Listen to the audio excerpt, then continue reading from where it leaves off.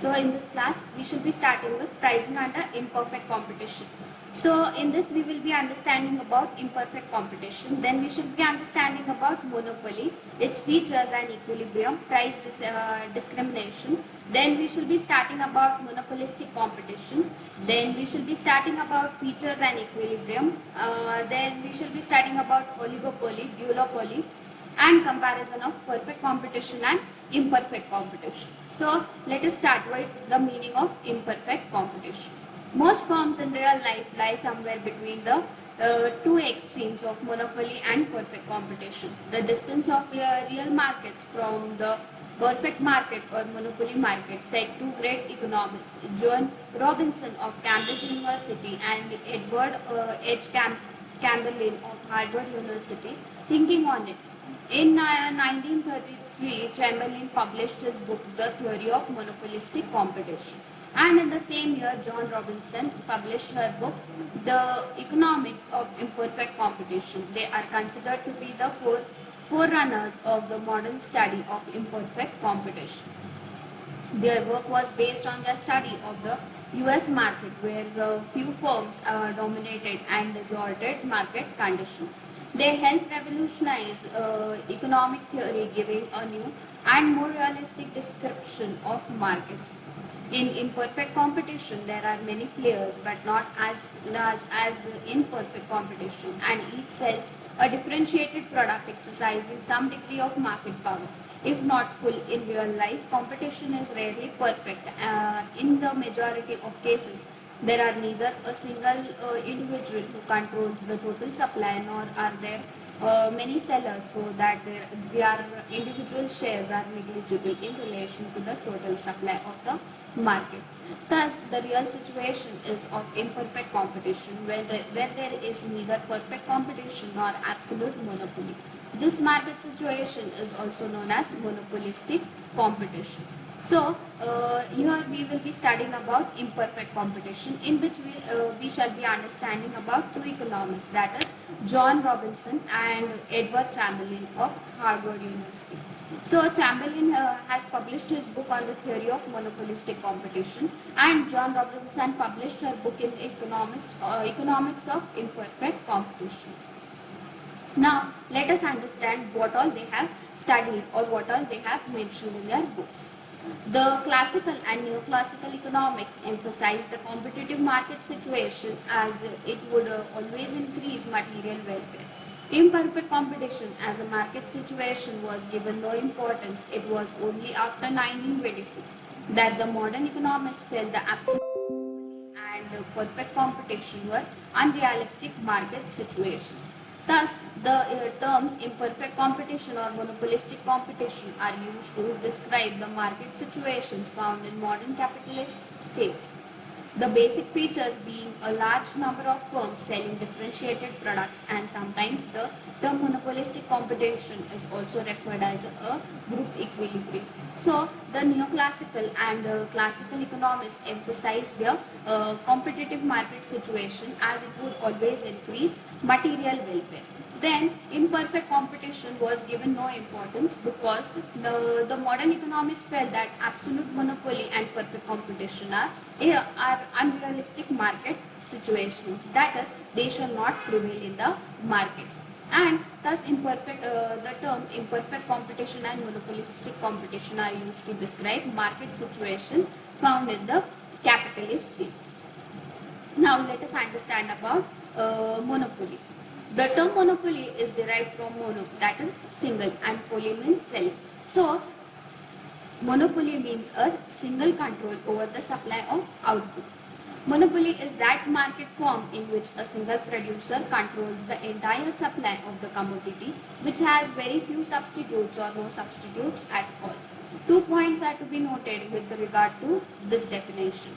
There must be one producer or seller if there is to be a monopoly.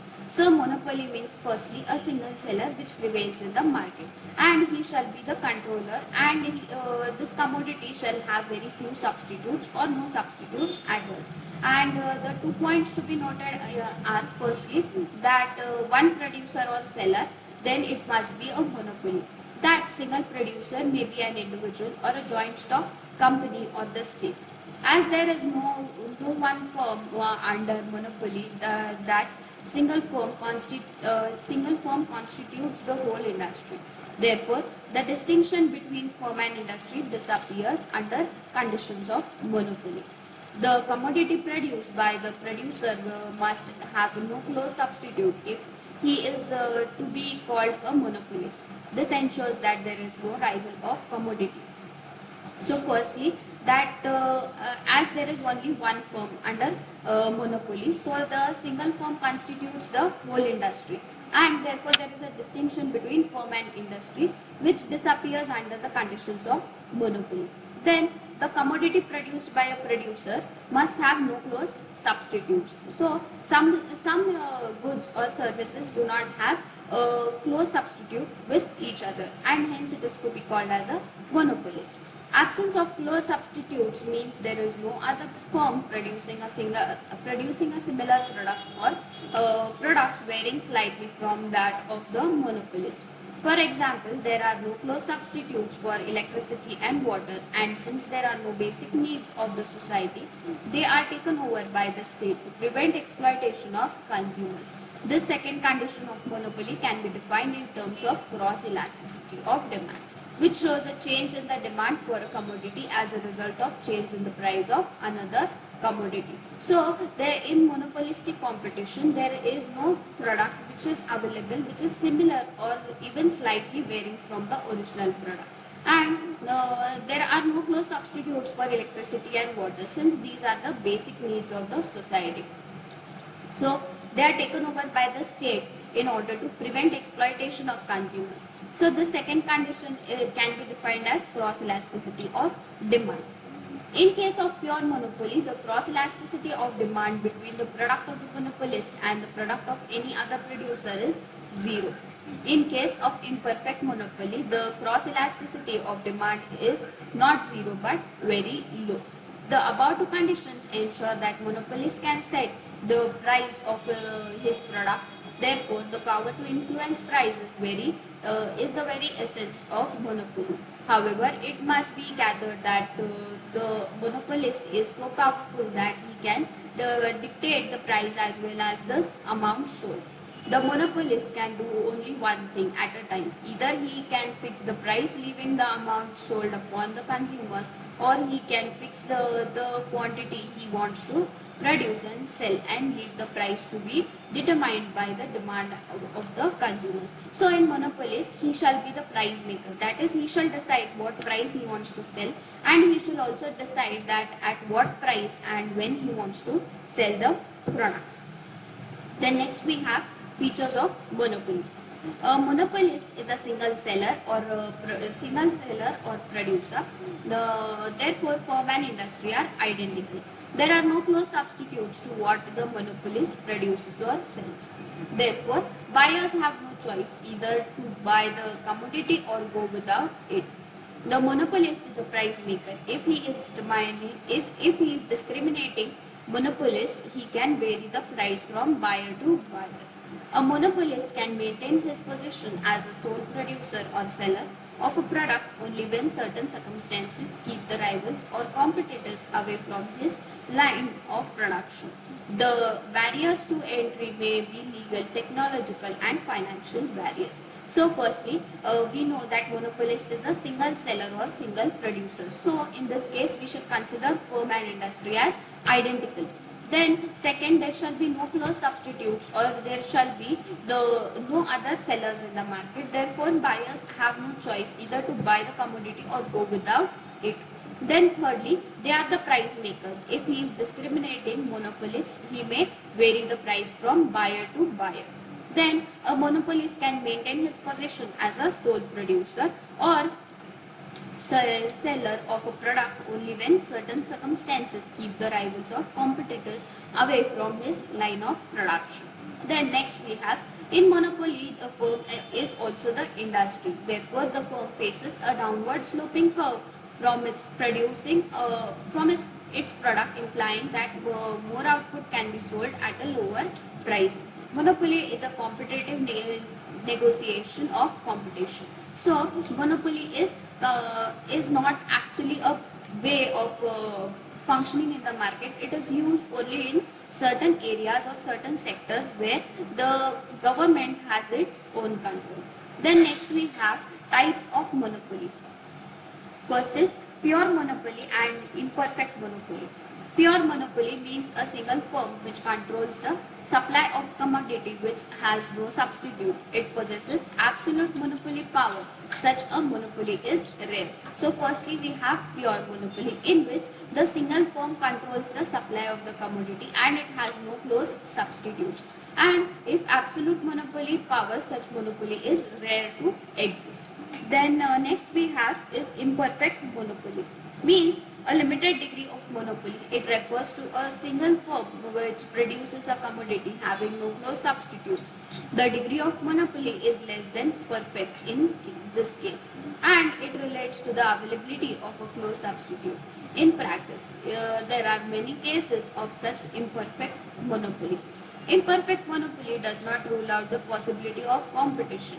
It implies a threat of competition from the rivals producing remote substitutes. Hence, imperfect monopoly lacks absolute monopoly power in deciding price and output policy. So, imperfect monopoly has a limited degree of monopoly and it refers to a single firm which produces a commodity having no close substitute.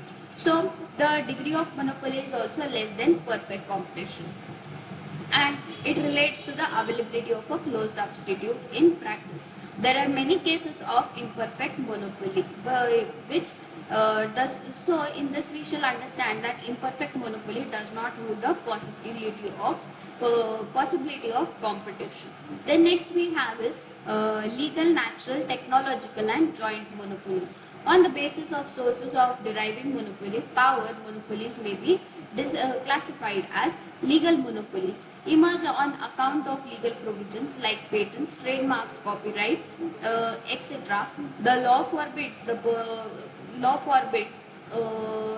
the potential competitors to imitate the design and form of the products under the given brand names, patents or trademarks.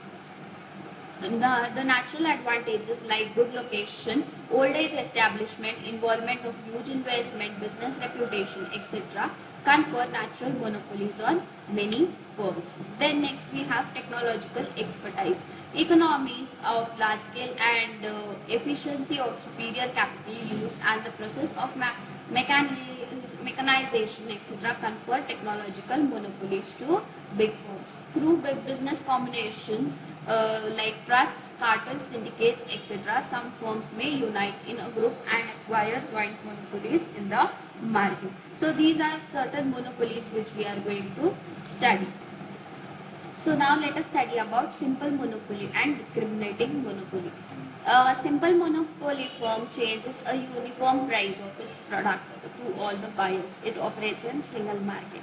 A discriminating monopoly firm changes prices from the same product to different buyers. It operates in more than one market. So in simple monopoly, uniform price is there for all the products to all the buyers. It operates in single market.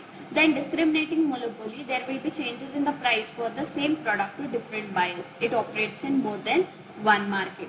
Then next we have private monopoly or public monopoly or social monopoly. Considering the nature of ownership, monopolies can be grouped into private monopolies. When an individual or private body controls a firm, it is regarded as private monopoly. So, when an individual or a private body controls a monopoly firm, it is regarded as private monopoly. Then public or social monopoly. When production is solely owned, controlled and operated by the state, it is regarded as a social or public monopoly. Public monopolies are confined to nationalized industries. So, when an individual or a private body controls a monopoly firm, it is regarded as private monopoly. And public or social monopoly, when the production is solely owned, controlled and operated by the state, it shall be regarded as social or public monopoly. Then causes of monopoly. A firm may own or control the entire supply of a raw material required in the production of the commodity. For a firm, may possess some unique natural talent. A firm may own a patent for the exclusive right to produce a commodity or to use a particular production process. Economies of scale or economies of scale may operate. That is, the long run average cost curve may fall over a sufficiently large range of outputs so as to leave a single firm supplying the entire market. Such a firm is called as natural monopoly. Examples of natural monopolies are electricity, water and gas. To have more than one firm supplying electricity, water and gas service in a given market would lead to overlapping distribution system and much higher per unit cost.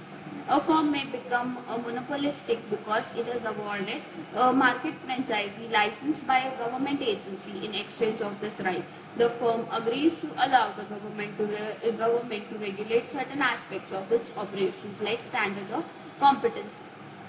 So the basic causes of monopoly are that a firm may either control or own the entire supply of raw material required for the production of a commodity. Then a firm may own a patent for the exclusive right to produce a commodity or to use particular production process.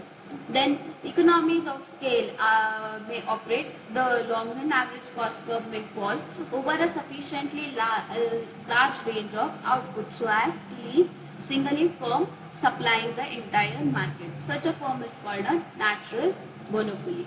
Then a firm may become monopolist if it is awarded by a market such as franchisee license or by government agency. Then determination of output under monopoly. Two important points about equilibrium position of a monopolist is to be noted. The monopolist is in equilibrium in the elastic segment of his demand curve. That is where elasticity of demand is greater than 1. This can be illustrated as follows. In figure 3.1, as long as MR is greater than O, TR is rising. When MR is 0 at point Q, TR is maximum, and when MR is smaller than 0, the TR declines when MR is 0 greater than 0 or TR is rising, the elasticity of demand is greater than 1. When MR is equal to 0 or TR is maximum, elasticity of demand is equal to 1. When MR is greater or TR declines, the elasticity of demand is less than 1. The monopolist will always produce and sell a level of output which corresponds to the elastic segment of his downward sloping demand curve, as long as the elasticity of demand AR curve is greater than 1. The MR curve, though declining, is positive. That is, there is an increase in the TR.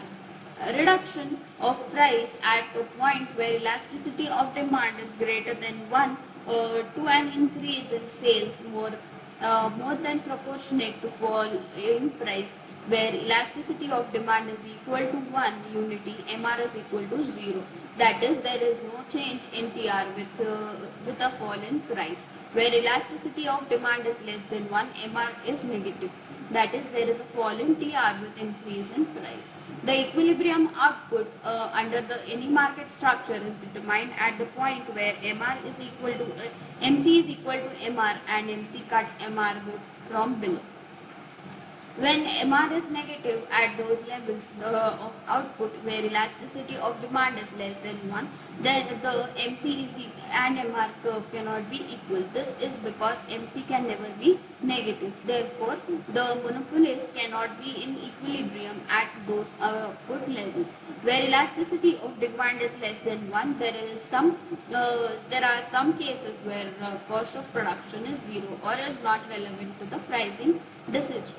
For example, in case of mineral springs, cost of production is 0.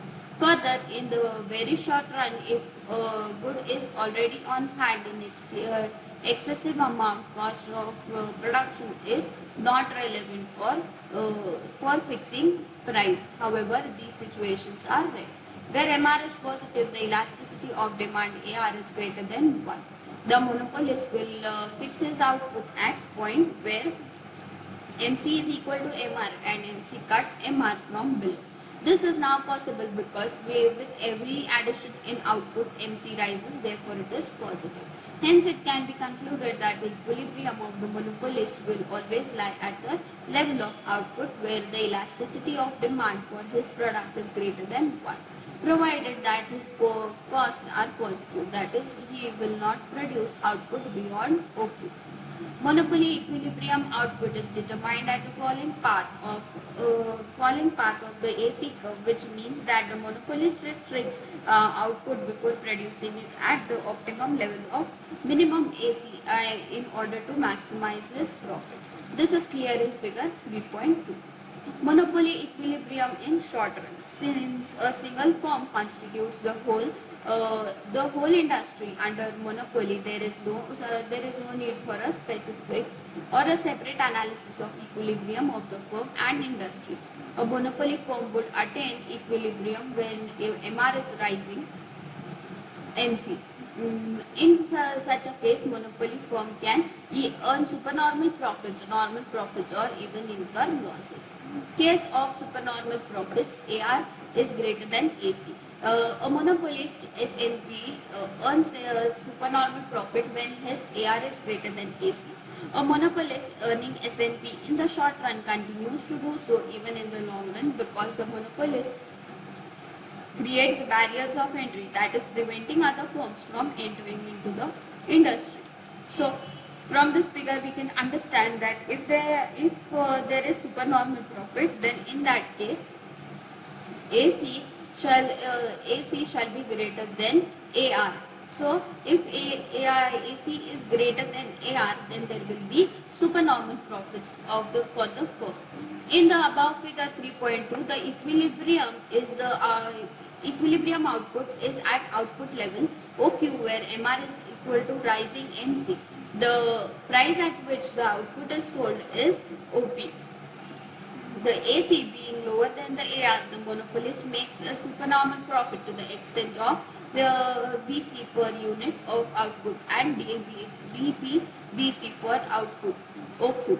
It may be noted that the equilibrium output of a monopoly firm is determined as falling part of AC. This output is less than optimum. So from this figure we can understand how the MR and MC curve is different. Then next we can understand about normal profits, that is AR is equal to AC. So see, this is the AC curve and this is the AR curve. So we can understand that they are equal. When will AR and AC be equal? It is possible that a monopolist faces a situation where AR is equal to AC.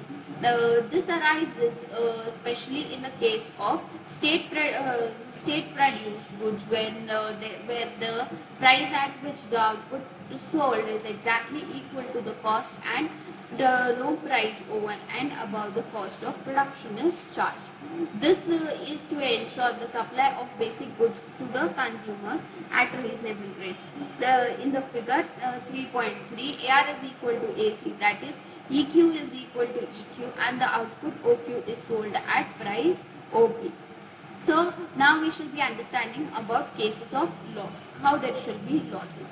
It is possible that an inefficient monopolist incurs losses in the short run. However, he does not continue to do so in the long run. In the above figure 3.4, AR is greater than AC, AR is smaller than AC. Hence, the monopolist incurs a loss of CB per unit of output and PDCB for output OQ.